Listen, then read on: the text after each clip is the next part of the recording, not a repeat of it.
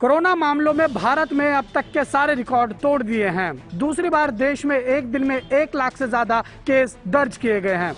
आपको बता दें, स्वास्थ्य मंत्रालय की ताजा रिपोर्ट के अनुसार पिछले 24 घंटे में 1,15,736 नए मामले सामने आए हैं और 630 लोगों की जान चली गई है। हालांकि लगभग 60,000 लोग कोरोना से ठीक भी हुए हैं। इससे पहले 4 अप्रैल को 1,03,000 नए कोरोना के मामले सामने आए थे। दुनिया में सबसे ज्यादा हर दिन भारत में ही कोरोना के केस सामने आ रहे हैं। कोरोना संक्रमितों की संख्या के हिसाब से भारत दुनिया का तीसरा सबसे प्रभावित देश है। रिकवरी की बात करें तो दुनिया में रिकवरी में अमेरिका के बाद सबसे ज्यादा भारत में ही रिकवरी हुई है। मौत के मामलों में अमेरिका, ब्राजील और मैक्सिको के बाद भारत का नंबर आता है। JK 24/7 न्यूज के लिए दिल्ली से उज्जवल कुमार की रिपोर्ट। उत्तराखंड के जंगल धू-धू कर जल रहे हैं।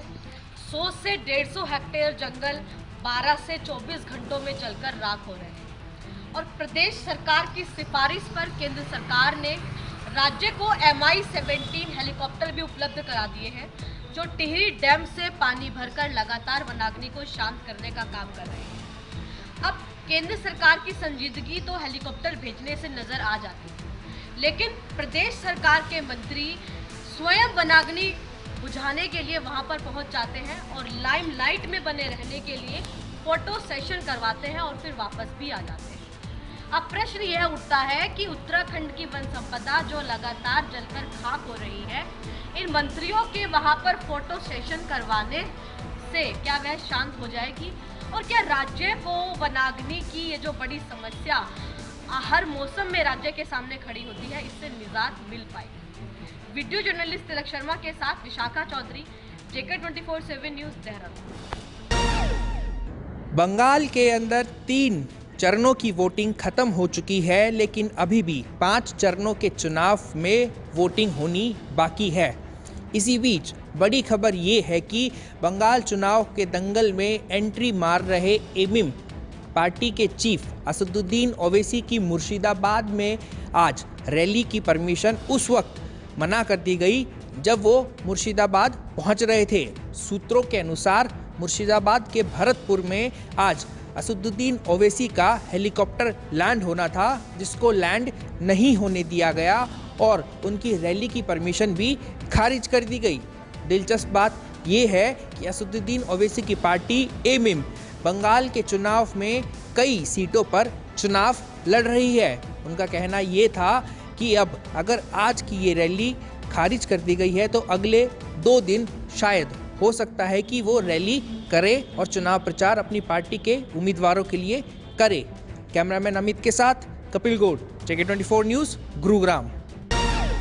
दिल्ली में बढ़ते कोरोना के संक्रमण को देखते हुए दिल्ली सरकार ने नाइट कर्फ्यू लगा दिया है। रात्रि 10 बजे से सुबह के 5 बजे तक दिल्ली में नाइट कर्फ्यू रहेगा। लगातार जो तमाम व्यवसायी वर्ग हैं या और अन्य लोग जो सड़कों पर 10 बजे के बाद आवाजाही की अनुमति चाहते हैं, उनको अभी पास जारी करवाना पड़ेगा सरकार की तरफ से। www.jansanvad.com और दिल्ली पुलिस की वेबसाइट पर यह सुविधा उपलब्ध करा दी गई। आपको बता दें कि जो तमाम व्यवसायी वर्ग हैं और जो तमाम जो सुविधा हैं, दूध के व्यवसायी हैं या जो तमाम सुविधाएं रहती, इमरजेंसी सुविधाएं रहती हैं, मेडिकल सुविधाएं रहती हैं, उन तमाम लोगों का भी पास जारी करवाना पड़ेगा, जिनके लिए लगातार वेबसाइट जारी कर दी गई है। उन पर ई पास दिल्ली वासी आसानी से लेते हुए दिखाई देंगे। दिल्ली में नाइट कर्फ्यू का लगातार असर भी देखने को मिला है और सरकार और प्रशासन पूरी सख्ती के साथ लगातार प्रतिबंधित होकर नाइट कर्फ्यू का पालन कराते हुए भी नजर आ रही है। सहयोगी राहुल के साथ केशव मिश्रा, JK 24/7 न्यूज,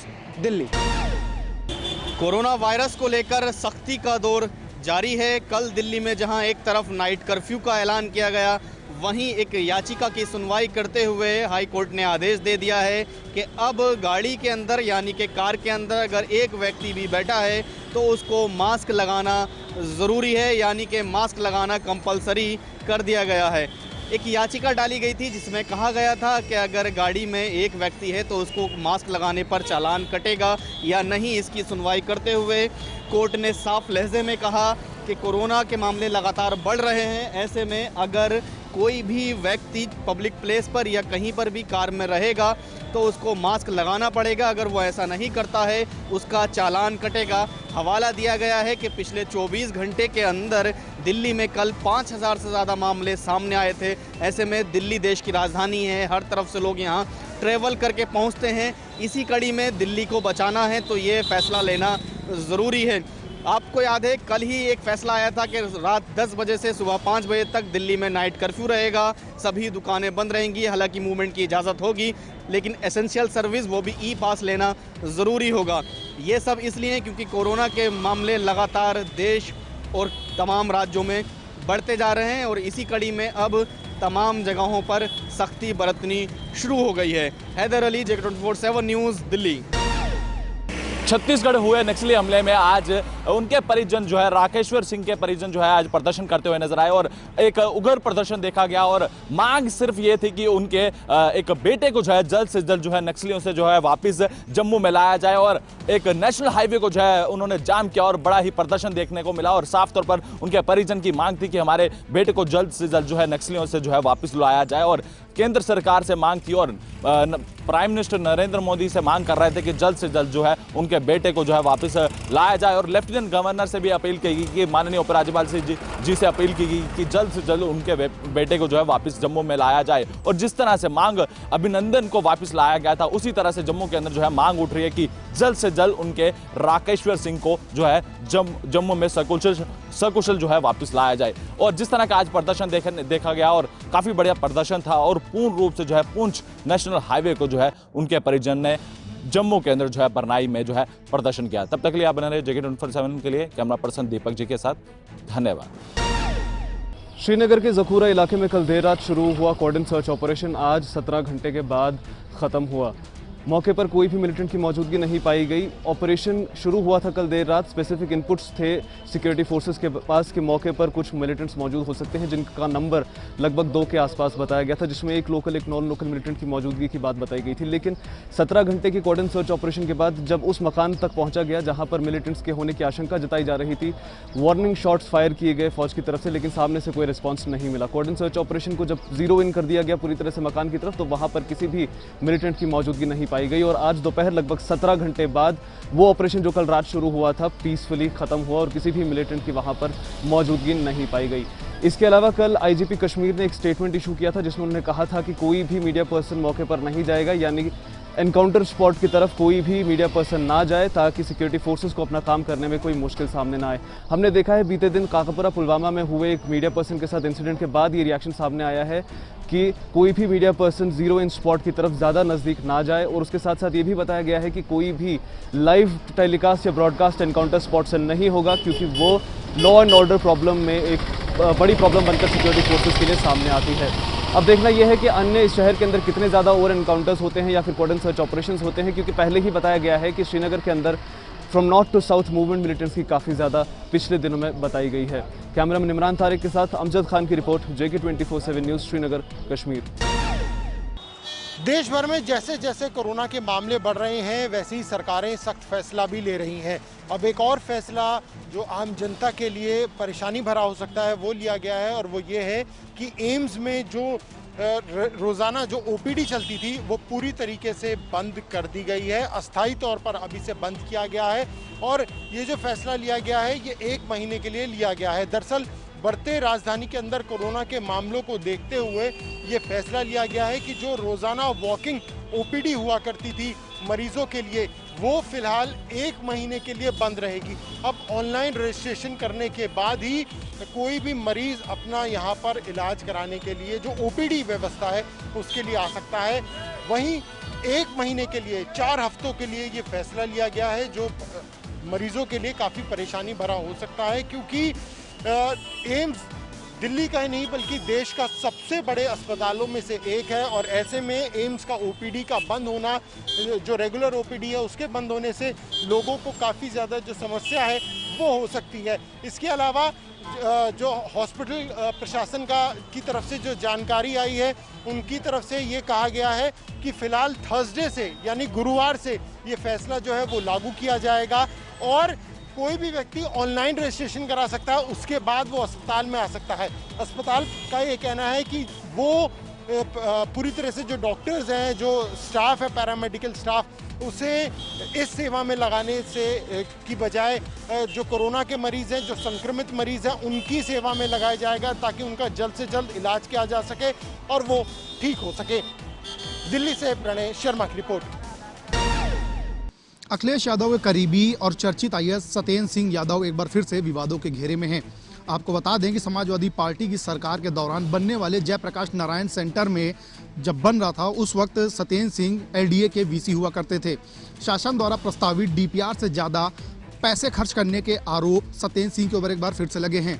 इस पूरे घटनाक्रम को सीएम योगी आदित्यनाथ ने संज्ञान लिया है, जिसके बाद मंडलायुक्त को एक उच्च स्तरीय जांच कमेटी गठित करने के आदेश दिए हैं। साथ ही कमेटी को यह भी आदेश दिया है कि 2 हफ्ते में सत्येंद्र सिंह की रिपोर्ट सीएम योगी आदित्यनाथ को सौंपें। आपको बता दें कि ये वही सत्येंद्र सिंह हैं जिनके ऊपर समाजवादी सरकार के टाइम पे डीएम हमीरपुर रहते हुए अवैध रूप से खनन पट्टा करने का आरोप भी लगा था। अभी हाल ही में ईडी ने सत्येंद्र सिंह की कई प्रॉपर्टियों को अटैच भी किया था। सहयोगी रियाज के साथ अक्षत जोशी, JK 24/7 लखनऊ। अमेरिकी राष्ट्रपति जो बाइडेन ने कोरोना के खिलाफ अमेरिका की जंग को मजबूत बनाने की दिशा में एक महत्वपूर्ण ऐलान कर दिया है। अमेरिका के राष्ट्रपति जो बाइडेन ने 19 अप्रैल से अमेरिका में 18 वर्ष के ऊपर के सभी लोगों के लिए कोरोना की टीकाकरण की सुविधाओं को खोलने का ऐलान कर दिया है। इसके साथ ही साथ अमेरिका में कोरोना संक्रमण के मामलों में बीते कुछ दिनों में हालांकि गिरावट जरूर देखने को मिली है, लेकिन जो बाइडेन ने स्पष्ट रूप से कह दिया है कि उनकी प्राथमिकता प्रत्येक अमेरिकी नागरिक तक कोरोना का टीका पहुंचाना है। जो बाइडेन अमेरिका के राष्ट्रपति ने शपथ लेने से पहले इस बात का ऐलान कर दिया था कि उनकी सरकार की पहले 100 दिन की प्राथमिकता देश को कोरोना संक्रमण से उबारने की होगी और इसको लेकर उन्होंने शपथ लेने के बाद मास्क पहनने के निर्णय को देश में अनिवार्य बताते हुए साफ तौर पर संक्रमण को लेकर रणनीति बनाकर काम किया और अब अमेरिका के तमाम लोगों के लिए उन्होंने कोरोना की वैक्सीन खोल दी है। वीडियो जर्नलिस्ट विजय ठाकुर के साथ चंदन भारद्वाज, JK 24/7 न्यूज के लिए। देश में कोरोना के मामलों में एकाएक उछाल आया है और सबसे ज़्यादा प्रभावित राज्य महाराष्ट्र है। महाराष्ट्र में पिछले 24 घंटों में 55,000 के लगभग मामले सामने आए हैं। इसके अलावा सबसे बड़ी बात महाराष्ट्र के स्वास्थ्य मंत्री ने एक जानकारी दी है जिसमें उन्होंने कहा है कि महाराष्ट्र में वैक्सीन का स्टॉक मात्र 3 दिन के लिए बचा है, जो कि बेहद चिंताजनक स्थिति है। इससे पहले भी महाराष्ट्र सरकार ने केंद्र सरकार से अपील की थी कि वैक्सीनेशन वाली प्रक्रिया में थोड़ी ढील दी जाए, खासकर 20 वर्षों से लेकर 40 वर्षों तक के व्यक्तियों को भी वैक्सीनेशन करने की छूट दी जाए। हालांकि अब एक बार वैक्सीन का स्टॉक कम पड़ने के बाद महाराष्ट्र के स्वास्थ्य मंत्री ने सीधे तौर पर इस पर चिंता जताई है। वहीं बात की जाए महाराष्ट्र में एक्टिव केसों की संख्या की तो वो 4 लाख से ज़्यादा है, जो कि महाराष्ट्र सरकार की चिंताएं लगातार बढ़ा रहे हैं और महाराष्ट्र में कोरोना मरीजों की संख्या में भी लगातार इजाफा होते चले जा रहा है। ऐसे में देखने वाली बात ये होगी कि महाराष्ट्र सरकार के स्वास्थ्य मंत्री कह रहे हैं कि हम तमाम तरीके से कोशिशें कर रहे हैं कि कोरोना मरीजों का पूरा ख्याल रखा जाए, लेकिन जिस तरीके से संख्या बढ़ रही है स्थिति विकट हो सकती है।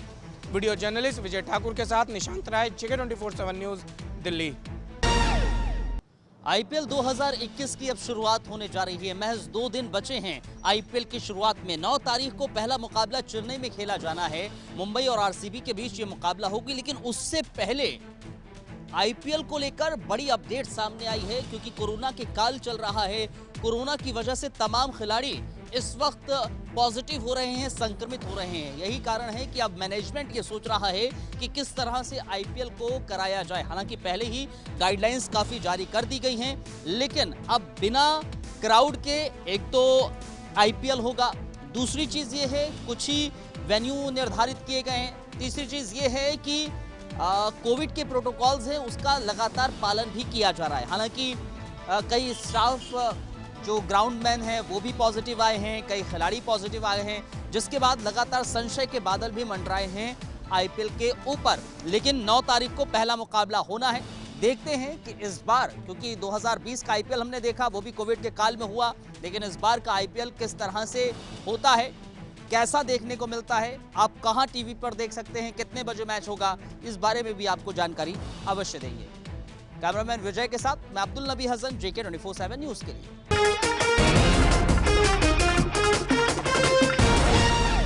खबरों से अपडेट रहने के लिए JK 24/7 न्यूज के YouTube चैनल को आज ही सब्सक्राइब करें और Facebook पेज भी फॉलो करें।